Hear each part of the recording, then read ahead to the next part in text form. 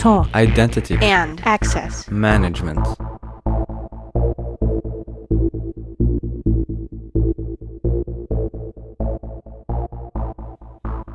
Welcome to the Identity at the Center podcast. I'm Jeff, and that's Jim. Hey, Jim. Hey, Jeff. How's it going? I'm good. And yourself? Good. I thought I could this week kind of open with just sit here and complain about the fact that I'm moving this weekend. And everybody knows that moving is one of the least enjoyable moments of life.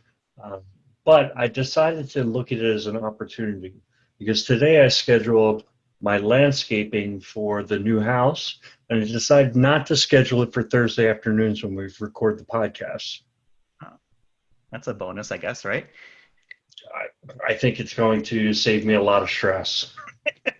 I think that's probably a good thing. It's like always the worst thing that comes up whenever you're trying to do something around like a podcast or whatever is, the audio quality. And I'm a little bit of a stickler when it comes to that kind of thing. But I'm always afraid that, there's going to be some kind of noise. It's going to be the landscapers, whether it's for my place or the area that we live in, or, my wonderful dog, Duncan, or Layla might be shouting at something, some leaf in the front yard or whatever it may be. But the one that you didn't mention, which was the time you said, Jim, what's that noise?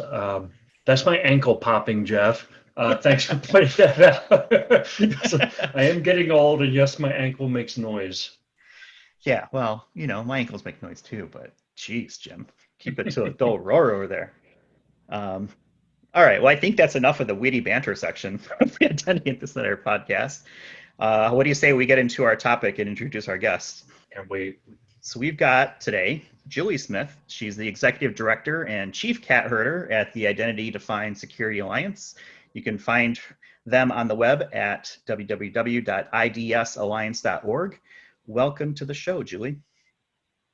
Hey, thanks, guys. I really appreciate the opportunity to be here. And, given that the name of the podcast is Identity at the Center, it was really just a matter of time. Yeah, that's absolutely correct, right? I mean, it's kind of important, right? Identity to security and the way things are working around the world today. No doubt. Yeah. So before we get into the IDSA, one of my traditional first questions is talking about or asking our guests, how did they get into the IAM space and whether it chose you or you chose it. So maybe we can start there. That's a great question. So yeah, my background is technology, and so I've been in the work world for way longer than I'm willing to admit to, and I've done everything from tax software development to telecom to storage networking, and about 10 years ago, 12 years ago now. I kind of started to see what was going on in my local community, which was Denver, because my goal was always to work in a headquartered company where I live, and then also saw this interest in security. And as more and more people carried around smartphones and computers and cloud applications were just getting started, in terms of the SaaS industry about 12 years ago, and saw that there was this interesting space in security and an interesting company locally called Ping Identity. So I've been in the identity and access management space for about 12 years.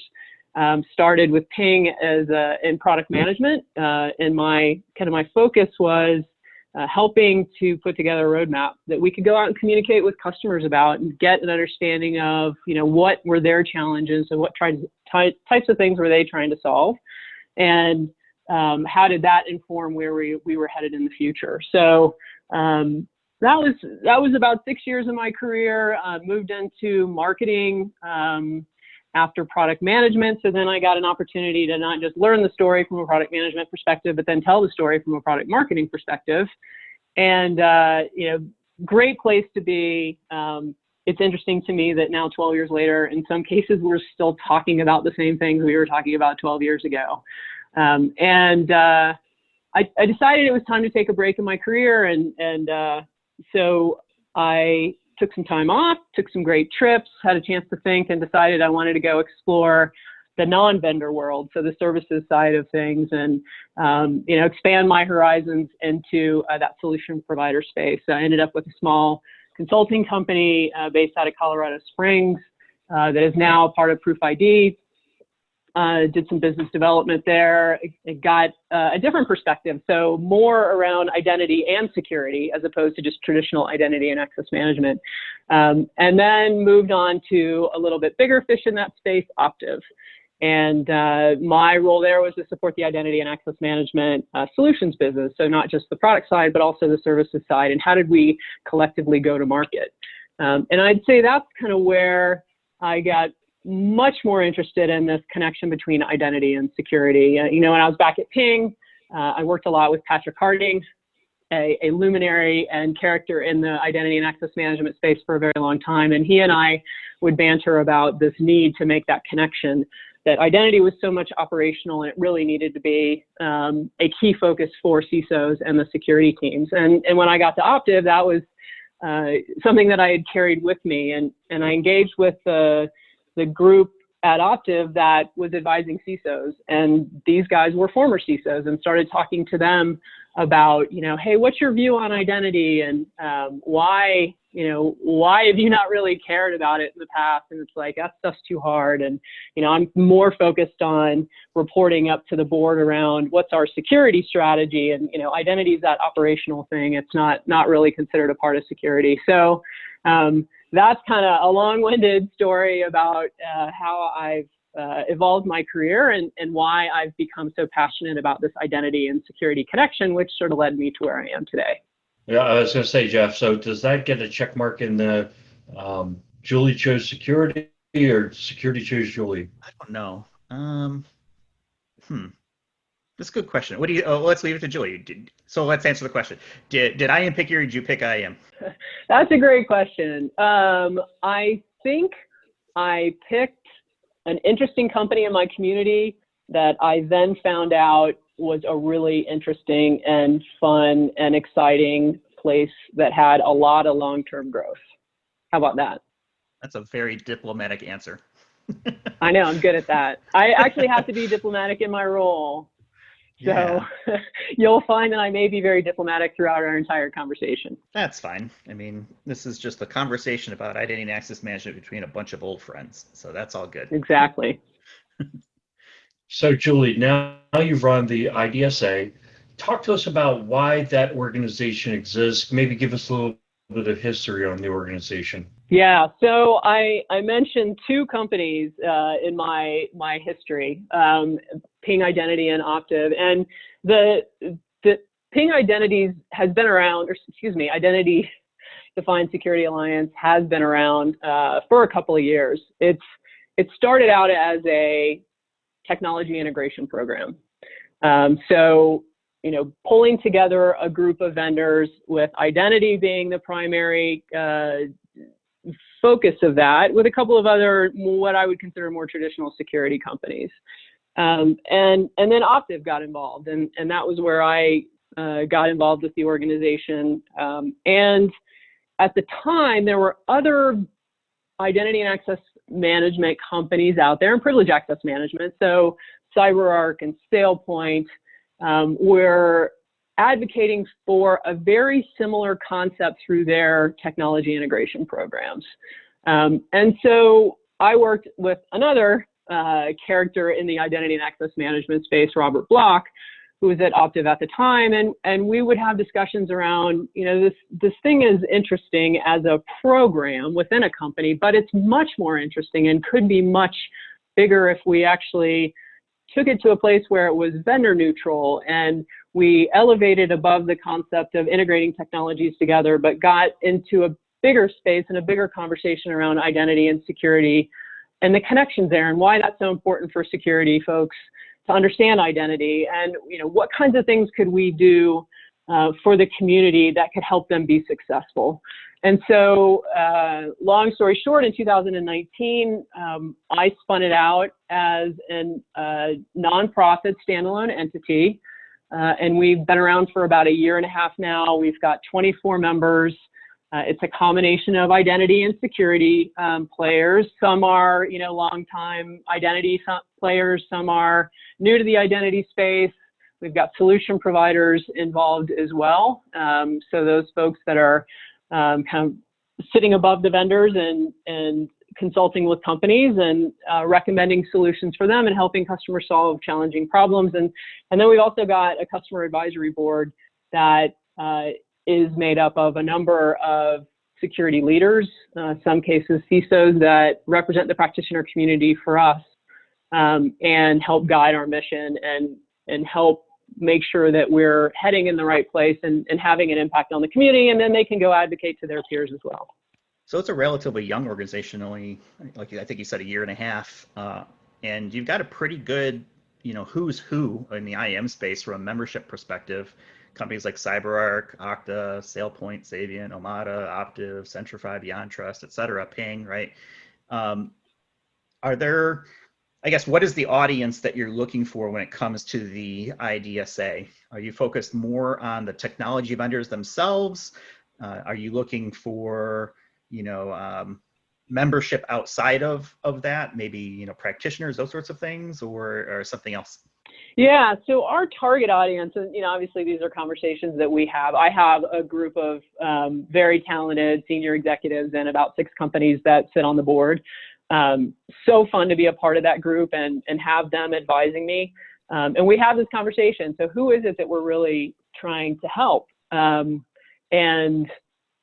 for a while, I would say that we were focused on the identity community. And then, if you take a step back from that and you say, well, if you're talking to the identity community and you're telling them about how important identity is to security, you're kind of preaching to the choir to a certain extent. And so, we kind of pivoted a little bit, I would say, as a sort of a small little scrappy startup has a tendency to do, and said, where we really want to play and where we believe we can really help is if we target that security community. And it's not just the CISO level, but it's all the way down to the architect and maybe in some cases the implementer with some of the things and the resources that we make available. But let's talk about and educate why identity is so important.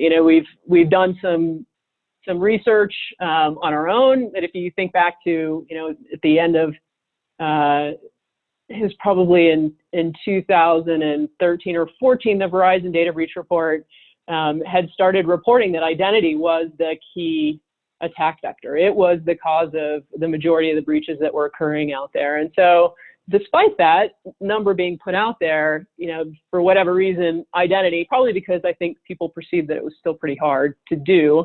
Projects were long and difficult, but the security team really hadn't embraced it. So we said, let's go and let's really try and create resources and education and enlist a group of people who are part of our mission and believe that identity needs to be core to security, and let's go and educate the community. So our target audience is educating those security practitioners that are trying to address these challenges. They're trying to make their organizations more secure, and teach them about how they can achieve those things, how they can become more secure through identity using those existing investments that they've already made, right? I think that's probably another key part of it, is that people think about a new security strategy, they may start to get a little scared about, well, now I'm going to have to go make a huge investment and a whole bunch of new tools. But in reality, it's really just about sharing the identity context across all these different technologies,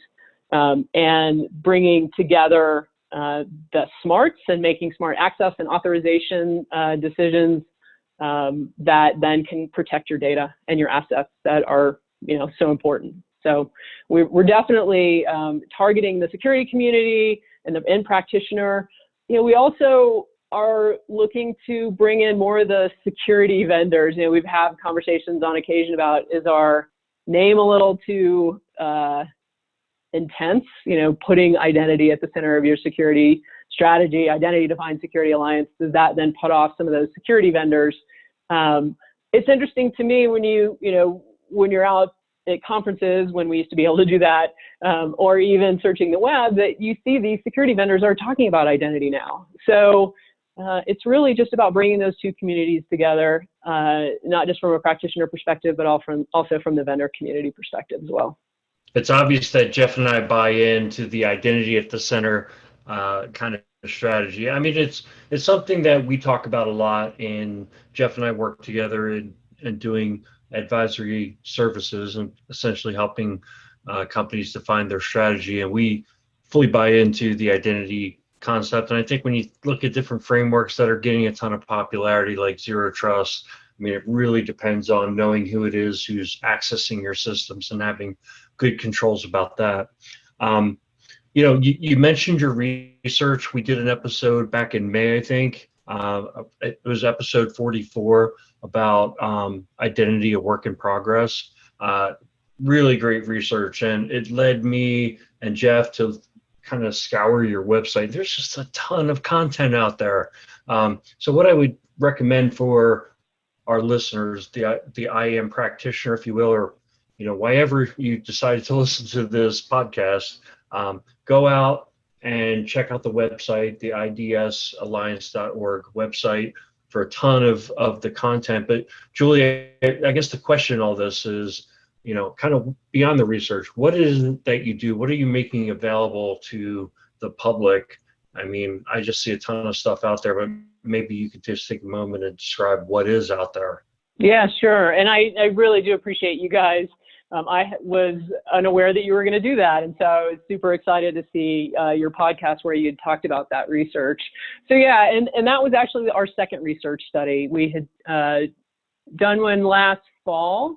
The first one kind of focused on more organizational and motivations and alignment, and tried to better understand how identity and security were being managed in the organizations. And so that's also available out on our website. So we've got two different research papers that both in their own way highlight this importance of identity and security together, and not just the technology side of it, but also making sure that you're addressing the ownership side of it, and there's things that you can do from an ownership side of things, and better align motivations and priorities and incentives and strategies and all those things. So I encourage people to take a look at that, as well as the research report you guys talked about as well.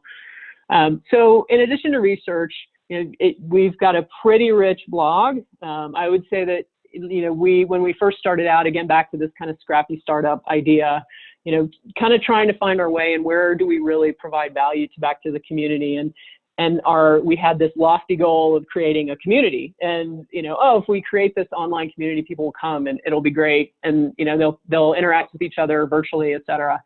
Not so fast, my friend. That's a lot more challenging than it may seem. And so we pivoted to content and said, gosh, we've got 24 companies. There are super smart people in these companies, and I'll be the first to stand up and say, I am by no means an expert in this space. And the value I bring, I think, is pulling that group of people together and kind of mining. I call myself almost like a museum curator sometimes, but mining the smart people and the content and the intelligence that we have in this great membership, and turning it into blogs and articles, byline articles. So you'll see we're starting to get published more and more. We're doing a lot of speaking engagements, and in most cases, it's our customer advisory board that are talking about identity security from their perspective. So what have they done in their organizations, and how do they see success based on what they've done? And I think that's the best way for practitioners to learn about this topic, is hear from their peers.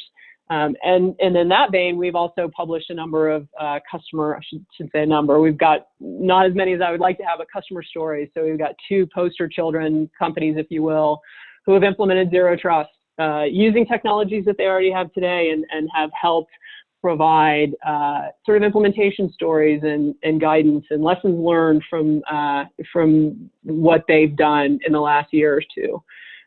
So that's just kind of, content that's available from an educational perspective. I would say the big thing that we've been working on, and it's, again, kind of shifted and morphed a little bit, and I think we're now where we really want to be, and we look forward to expanding it, but is around our identity-defined security framework. And the framework is made up of best practices, and in most cases, at this point, these are around just identity and access management foundational best practices. So what are the things that that organizations really ought to put in place? We're not necessarily saying that is has to be there before you start thinking about an advanced concept like identity-centric security, but these are things, best practices. You should be doing these things, and it's certainly going to make your identity-centered security strategy better and more effective. And And then, what we launched in May, which I'm super excited about, are a library of security outcomes and implementation approaches. And these are 16 today, but we will be expanding security outcomes. And so this is where I think the rubber meets the road. It's, what are the outcomes that organizations are hoping to achieve when you're bringing identity and security technologies, or even just thinking about an identity-centered approach to security? And then what are the implementation approaches to get there? And we certainly recommend best practices in implementation and, security outcomes. But there are implementation approaches, and in most cases, there's multiples for each of those security outcomes. And that's because there are different ways to, dare I say, skin a cat. I hope my cat doesn't get mad at me saying that out loud, but there's different ways to approach these and achieve these outcomes. And so we're here to give you alternatives, and then you can work with your vendors, your solution providers if you have one. But tap into these resources on, if I'm looking to put MFA in front of all of my privileged accounts, or today we talked about, on a webcast that I just published today, we talked about continuously discovering access rights, not just user access rights, but privilege access rights. What are the technologies you need to do that? And how do you put those things together? And what are the different approaches to help you achieve that particular outcome, and why? Why would you even want to do it? So I think the framework really is sort of the main body of work, if you will, that we've been working on. And I'm super excited about that content as it exists today. And I'm really looking forward to where it's going to go, because this is definitely a problem that people are trying to solve, become more secure, reduce the number of identity-related breaches. And I think we've got a really good start at helping customers do just that. I'm really impressed with the information that's on the website, because I look at articles, obviously quite a bit as part of what we all do, right? As far as, our jobs and our roles and careers, et cetera. And I actually found your best practices framework via just a native Google search. So kudos to the SEO on that article. But what I thought was really good about it was that it's something that I can point to and say, look, if you don't know anything about identity and access management, right, or you know very little, let's say, and you want to get kind of up to speed quickly, I think it's an excellent article, and we'll have a link to this in our show notes as well for the people who are listening and want to check it out. But it really does a good job of kind of breaking it down at a very high level. I don't think it's too technical. I think it's very digestible. So I really like that best practices article that's out there. And then I also really like what you're talking about, the security outcomes, because there's a lot of times where, people might mention, wanting to achieve a certain task and they're not quite sure where to start with it. I think you put one out in May around like continuously discovering accesses or entitlements or something on those lines.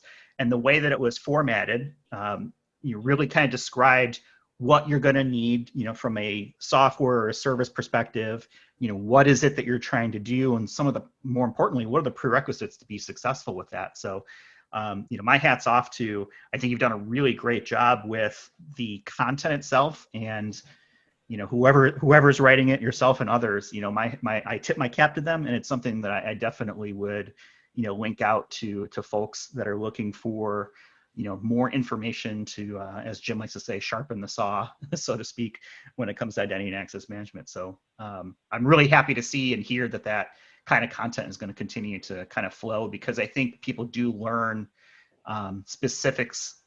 They learn specifically when they can point to examples, right?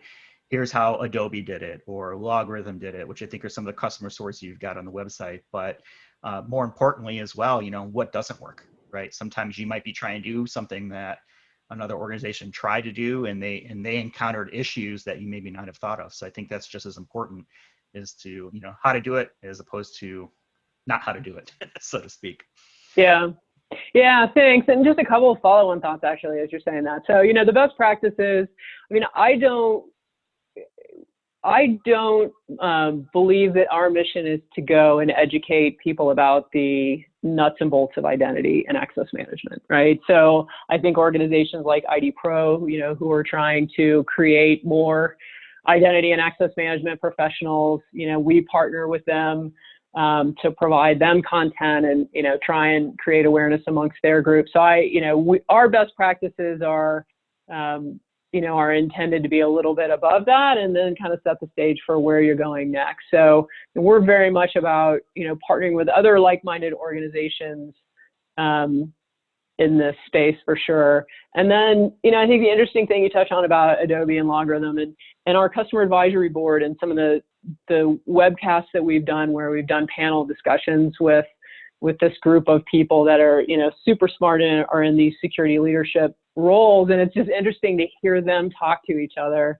And the last one we did, we had a moderator, and this was actually under the Identiverse umbrella, but we had a moderator moderating questions, but then the participants started asking each other questions. And it was just really fun and interesting to hear these folks, talk about what they're doing and share best practices. And, Eric Anderson from Adobe said to the CISO of Robert Half, Clint Naples, hey, let's talk offline because I can help you implement a zero trust initiative. And it's really not that expensive and it's really not that hard. Actually, I think he did it, Adobe did it with the technology they already had in play. And so it's just, that's the kind of thing when we have those conversations, either in a panel or at a session at RSA, those are the kind of things we'd love to figure out how to take online. And then really the entire practitioner world could get access to that information. So, I think that's the fun part of this is when we do get those people just having fireside chats, even though, 100 or 200 people are listening and sharing best practices. So it's super cool. It's a lot of fun, as you can tell. So, no, I think this is the community piece that you've been talking about. And, we may envision the community being some kind of message board in the beginning, but I think what the community really is about networking and practitioners helping one another. And, I think that's all of our roles is to help I think that's one of the coolest things about security is that even competitors can work together when it comes to security and best practices, because these aren't things that provide kind of a competitive advantage, right? We're not, we're the more secure bank or the more secure retailer. I think it's in all of our benefit to make the internet more secure and to make our organizations more secure. I would think that all of our practitioners take no joy in seeing another data breach that's occurred, right? It's like that makes me feel a little queasy every time I see it, because I don't think that makes, gives any advantage to company A that their competitor had a data breach. I think that just brings us all down. And so I think by having that community, just furthers the industry, furthers our field to make things better. Julie, I think you gave us a really good coverage in terms of what the IDSA is doing now to kind of further the mission. I'm wondering what's next. Where are you guys taking this going forward? Yeah. So on your point about, and then I'll talk about where we're going next, but on your point about coming together and let's, I hate to use, more language, but let's battle, right? These folks that are trying to get access to our identities. I think that is an interesting part of our discussions, right? So how can we leave the vendor hats at the door and let's come together and talk about how we can help everyone become more secure. And one of the ways you do that is you put yourself in the shoes of the cyber criminal. And so we do have a webinar. I'm just going to put in a shameless plug here coming up. And there's actually a blog that I published this week too around hacking identity. And so we've got a gentleman named Jared Brennan coming on, and he's a former pen tester. He's going to talk about, what are the attack vectors that cyber criminals are after as it relates to identity, and then tie those back to the outcomes. So that's kind of an interesting topic, and it's September 3rd, but it'll be out on demand as well for those who listen to this later. But yeah, I'm just as excited as I am about everything we've done so far. I'm even that much more excited about the new technical working groups that we've just kicked off last month, actually. And so we reached out to our technical working group, and that is, members of all of our companies, and in some cases multiple members. And these guys are product, product management people and strategy people and technologists and folks that are dealing directly with customers, and just smart people that have been in the identity and security space for a long time. And we polled them and said, what is it that you're hearing from your customers? Where should we go next? So, zero trust has been a hot topic for quite some time, and now remote working, securing your remote workforce is a hot topic. And so we've kind of been working on those two things. But what are the interesting things that you guys want to explore that will then help help communities or help our community as they start to tackle these problems? And so we kicked off 6. And actually there was one already in process, but we had 6 new technical working groups in July. Beyond best practices is the first one, and that's really intended to, take that body of work we've done already and expand on it. So where else can we go in terms of helping organizations with just foundational best practices that they should be implementing in their organizations? DevSecOps, right? So the emergence of DevOps and now the security aspect of DevSecOps and what's happening in that space today, and is identity playing an important enough role in DevSecOps? You think about access and authentication. I mean, that stuff should be baked into those applications as they're getting spun out of these fast development organizations and fast development cycles, and making sure that security is baked in as they get deployed. So that's an important one, I believe. Artificial intelligence and machine learning and identity. So what's the role that those two new technologies play as it relates to identity, and where is that going? And we've already seen some of that stuff emerging through risk-based authentication and using user behavior analytics to inform access decisions, so that maybe you let people in if their behavior deviates or doesn't deviate, and then block them out if they do. So advancing that AI and machine learning as it relates to identity is the third technical working group.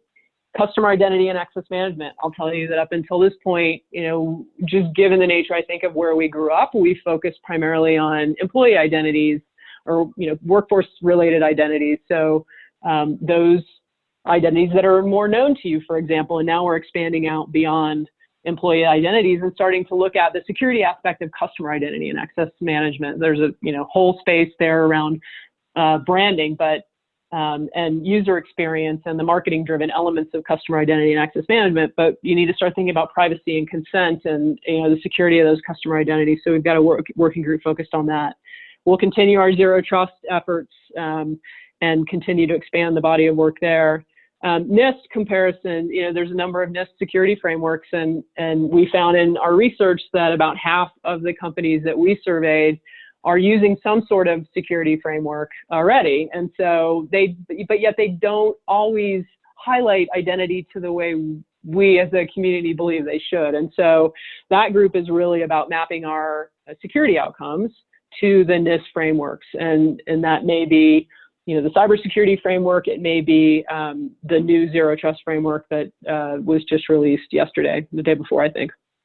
And then the last one is really, what are the things that organizations can do to prepare for identity-centric security? So are there organizational things that they can put in place? Are there technologies that they may be missing? There may be gaps in their technology stack that can help with an identity-centric security strategy. Just what are those things that that'll help you prepare for getting to that place, and what are the questions you need to ask, and who are the stakeholders that need to be involved, and those kind of things.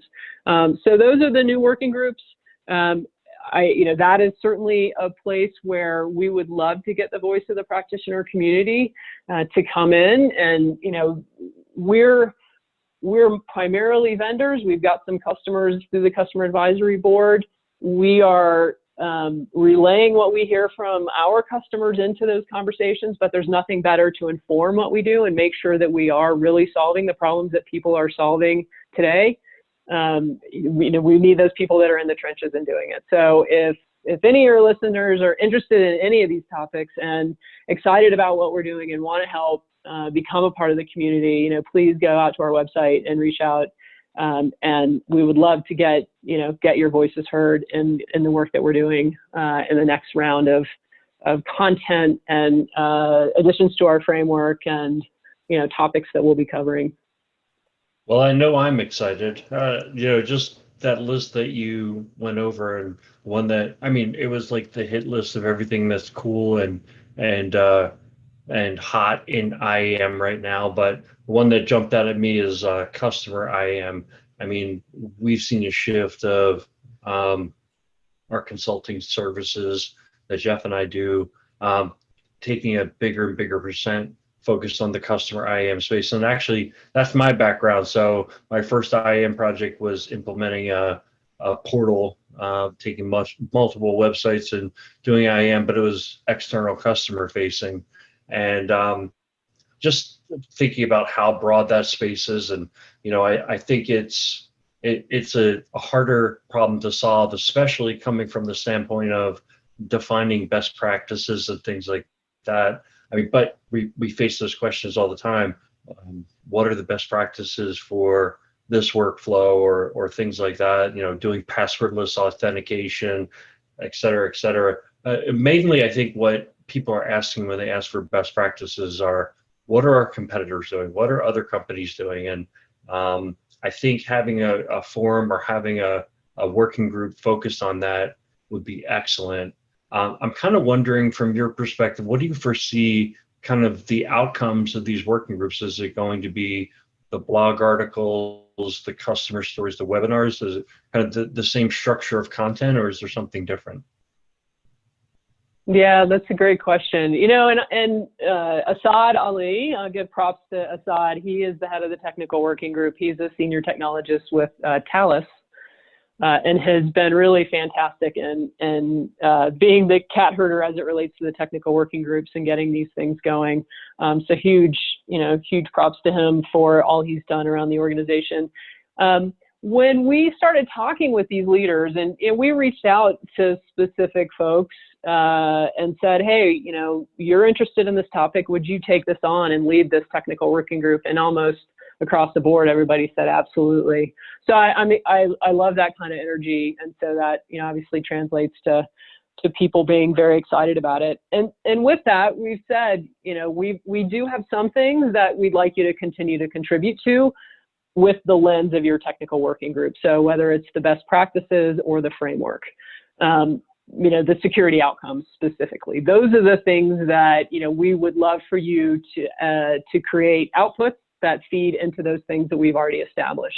But beyond that, it's up to you. I mean, we do have a blog. So if you guys want to do a blog series, fantastic. If you want to hold a webinar to educate, if you want a white paper, we sort of said, run with it. And the IDSA and me and Assad will do what we can to support you.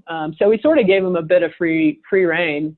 And there's at least one group that's doing some really interesting stuff that I'm not going to spoil the surprise, but I think could be really cool, that will come out later this year. So it's all of those things, really. And I also said to them, in their roles, they are closest to the customer these days. I get a chance to talk to customers, but they really are on a day-to-day basis talking to customers. And so what is it that they believe is going to be most useful to help the people that they engage with on a daily basis to succeed? So kind of gave them a bit of free reign. So I'm super excited to see what comes back. It'll be interesting to follow up on that and see where things head. But I think it's always smart to know what it is that you are asking for and whether that's going to be appropriate or not, or even people interested in it. So it's good to hear that some of these organizations are contributing back to the IAM community and security at large, right, by kind of raising the tide for all boats, so to speak, and making it easier to help protect identity at the end of the day, which is what we're all trying to do. And there shouldn't be too much consternation around that, let's just say. Jim had mentioned earlier that when another company gets breached, no one else wants to see that. And I certainly wouldn't want to, because typically what happens is a competitor gets breached, and then there's like are we next? Are we prepared for that? What have we done? And that typically leads to a more focus on the IAM part of the organization, or security, information security in general. When you have something happen to a competitor specifically. So it tends to shine lights on things that maybe haven't had a light shown on them in a while, which can be good or bad, depending on, where you're sitting and where you're at. So I think it's good stuff all around. I was just going to say that, in the report that you guys spoke about on a recent podcast, 79% of companies said that they had suffered an identity-related breach in the last 2 years. So the likelihood that your competitor or your peer has experienced that is pretty darn high. And we also, ask questions around what their security culture is like. So, and this is, self-described question, but, do you think about identity along with your security strategy, whether it's at the center or, you've made that connection, and are you forward thinking as it relates to implementing identity security outcomes, or are you proactive and reactive? And what we found is that the companies that self-describe themselves as forward thinking, only 34% of them had an identity related breach in that 2-year time frame. So, there's definitely success in having that focus on an identity-centric approach to security. Yeah, I agree with that. Hence the name of the show. So exactly. Yeah, exactly. So you've been more than generous with your time, and I appreciate that. And before we start to wrap up things here, are there any other words of wisdom or things that you'd like to get out there to make people more aware of the Identity Defined Security Alliance? Yeah, that's a great question. You mentioned earlier that we have a website full of resources, and I would encourage people to go and spend some time on it.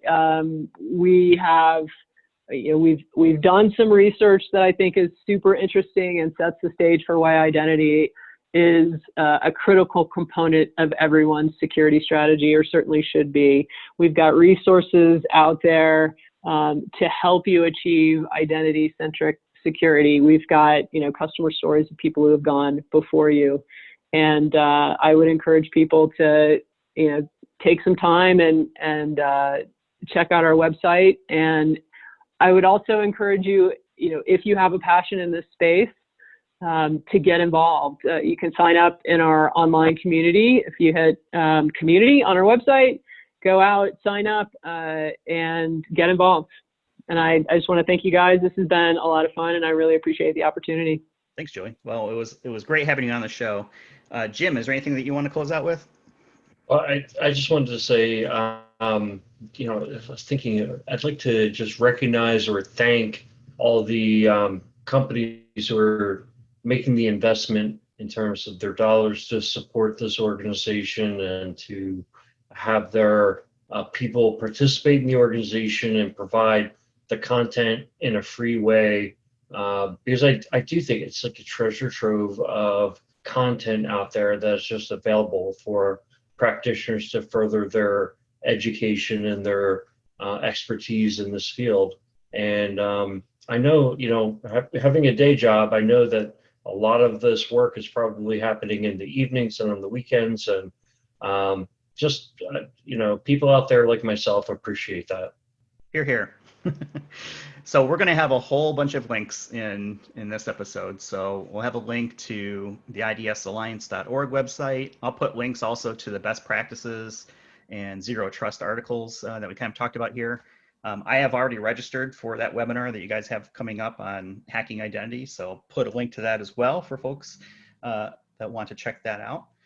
And if you want to connect with Jim and I, we're on LinkedIn. You can also visit us at identitycenter.com. We're at IDAC Podcasts. For Twitter on the IDS Alliance, they're at IDS Alliance, which is another good one to follow. And then I think with that, we're going to go ahead and close it up for this week. Appreciate you joining us today, Julie, and thank everyone for listening, and we'll talk to everyone in the next one.